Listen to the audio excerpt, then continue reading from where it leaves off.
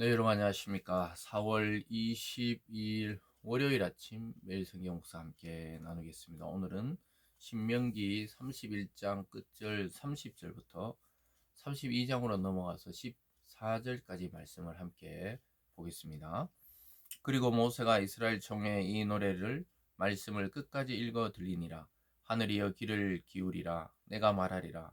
땅은 내 입의 말을 들을지어다. 내 교훈은 비처럼 내리고 내 말은 이슬처럼 맺혔나니 연한 풀 위에 가는 비 같고 채소 위에 단비 같도다. 내가 여호와 이름을 전파하리니 너희는 우리 하나님께 위엄을 돌릴지어다. 아멘. 오늘 본문의 내용을 중심으로 하늘이여 귀를 기울이라. 하늘이여 귀를 기울이라 라는 제목으로 말씀을 증거하겠습니다.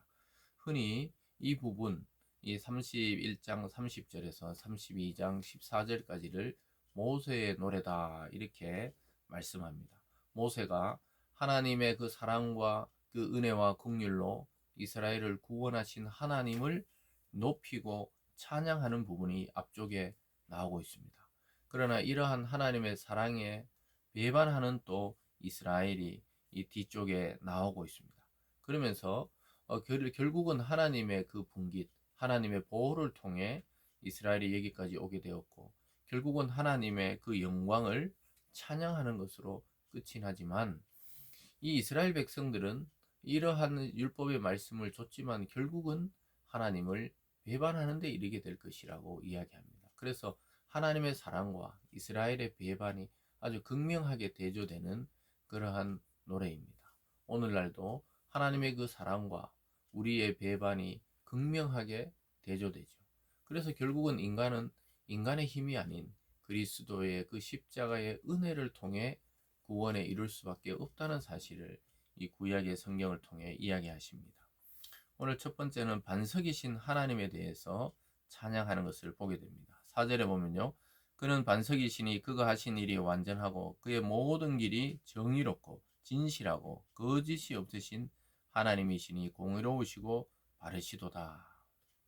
하늘이여 땅이여 귀를 기울여 들어보라는 거예요. 하나님의 그 공의로움과 정의로움과 진실하심과 거짓이 없으심과 바른 하나님에 대해서 이야기합니다. 그래서 흠잡을 데 없는 완전하신 하나님, 흠 없으신 이 신이신 하나님, 그 하나님을 이렇게 높여드리고 있습니다. 거기에 비해서 사람들은 어떠합니까?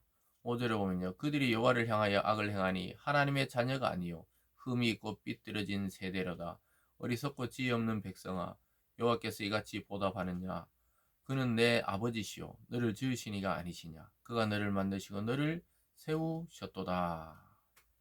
사랑하는 여러분, 하나님의 그 돌보심, 하나님의 완전하심, 하나님의 그 선하심을 찬양하던 모세가 자기들의 모습, 이스라엘의 모습은 하나님의 돌보심에 보답하기는커녕 죽을 줄도 모르고 허망하고 또 헛된 우상으로 달려가고 삐뚤어진 세대다 이렇게 표현하고 있습니다.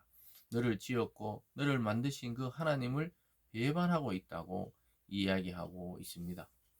자기의 길을 잘 모를 때 자기를 구원하신 하나님께 기도하고 길을 여쭤보면 되는데 자기 멋대로 그냥 살아가고 있죠. 어리석고 지혜 없는 백성아 이렇게 말씀하고 있습니다. 그래서 앞으로 되어질 일들, 그 하나님의 약속에 의해서 가나안 땅이 주어지지만 결국은 그 인간의 죄성이 하나님을 배반하고 자기 멋대로 하는 세대로 흘러갈 것을 내다보고 있는 것입니다. 그러면서 이 경고의 말씀을 계속 주고 있죠. 7절에 보면요. 옛날을 기억하라. 역대 연대를 생각하라. 내 아버지에게 물으라. 그가 내게 설명할 것이요. 내 어른들에게 물으라. 그들이 내게 말하리로다. 지극히 높으신 자가 민족들에게 기업을 주실 때, 인종을 나누실 때 이스라엘 자손의 수요대로 백성의 경계를 정하셨도다. 이렇게 말씀하면서 옛날을 기억하라는 거예요. 여호와의 분깃, 즉 하나님의 것이라는 겁니다. 이스라엘은 하나님의 것이라고 이야기하고 있습니다. 그래서 가나안 땅 앞에서 이스라엘의 역사를 되돌아보면서 하나님이 그들을 택했고 사랑했고 은혜를 베푸신 일들을 이야기하고 있습니다.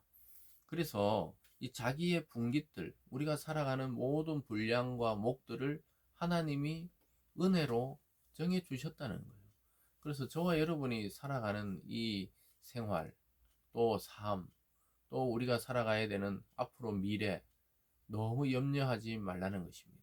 오히려 우리가 하나님과 멀어질 것에 대해서 두려워하고 경계하고 또 신경을 쓰라는 것이지, 우리가 앞으로 먹고 살고 앞으로 우리가 뭐가 되며 우리 미래는 어떠하며, 그건 전부 하나님의 영역 안에 놓여 있고, 또 하나님의 백성들은 지금껏 하나님이 인도하셨듯이 앞으로도 하나님 반드시 우리에게 살 길을 주시고 피할 길을 주시고 복을 주시고 영화롭게 한다는 것이 하나님의 약속의 말씀입니다. 그 약속을 붙들고 우리 일상을 성실하게 살아가되 너무 극단적으로 염려하거나 두려워할 필요가 없다는 것이죠.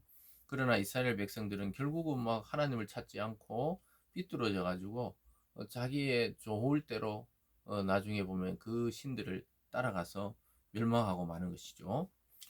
거기 계속 보면요, 10절에도 여호와께서 그를 항무지에서 짐승이 부르짖는 광야에서 만나시고 호위하시며 보호하시며 자기의 눈동자같이 지키셨도다. 여러분, 눈동자가 얼마나 중요합니까? 우리가 날파리만 날아들어도 눈이 자동적으로 눈이 감기듯이, 그리고 눈동자를 보는 것이죠. 근데 그 눈동자를 지키듯이 우리를 호위하고 보호했다. 자, 어마어마한 사실입니다. 저와 여러분을 하나님의 눈동자라고 이야기하시면서 얼마나 소중합니까? 그래서 우리가 고난당하고 우리가 위협당하면은 하나님의 눈동자에 상처를 입는 것입니다. 그래서 하나님이 가만두고 보시지 않지요. 우리의 적들과 우리를 상대하는 모든 것들을 하나님께서 무찔러 주신다는 사실을 이야기하고 있는 내용입니다. 11절에도 마치 독수리가 자기의 보금자리를 어지럽게 하며 자기의 새끼 위에 너풀거리며 그의 날개를 펴서 새끼를 받으며 그의 날개 위에 그것을 엎는 것 같이 여호와께서 홀로 그를 인도하셨고 그와 함께한 다른 신이 없었도다. 다른 신이 없다는 거예요. 하나님이 너희들을, 독수리가 마치 날개를 펴서 새끼를 받고 그것을 업고 날아오르고 그것을 보호했듯이 하나님이 독수리 같이 그렇게 너희를 보호했다고 이야기하고 애굽에서 건져내셨다고 말씀하고 있습니다. 이런 신이 없다는 거예요. 한 민족을 다른 민족에게서 구원해 내어서 광야에 40년 살게 하시고 가나안에 정착하게 하신 이런 신이 없다는 것입니다. 사랑하는 여러분, 저와 여러분을 구원하시고 택하시고 자녀 삼으신 하나님도 반드시 여러분들을 독수리가 그 새끼를 보호하듯이 정말 안전하고 또 위협으로부터 지켜주시는 그 하나님임을 우리가 깨달아 알아야 하는 것입니다. 그래서 오늘 모세가 자기들의 그 구원의 역사, 또 이 광야의 역사를 돌아보며 하늘이여 땅이여 들어보라고 외치는 것처럼 여러분의 삶에 이러한 신앙의 간증, 이러한 삶의 간증이 있는 그런 삶이 되시길 주님의 이름으로 축복합니다. 기도하겠습니다. 사랑의 하나님 아버지, 모세가 인생을 살고 이제 마무리할 때 하나님의 역사를 회고하고 또 백성들의 완악함도 지적하면서 결국 하나님께서 독수리처럼 그들을 업고 안고 보호하고 지켜오셨다고 말씀하고 있습니다. 하나님, 우리 인생에도 깊숙이 개입해 주셔서 우리를 택하시고 구원하시고 또 영광스러운 길로 인도하여 주심에 감사드립니다.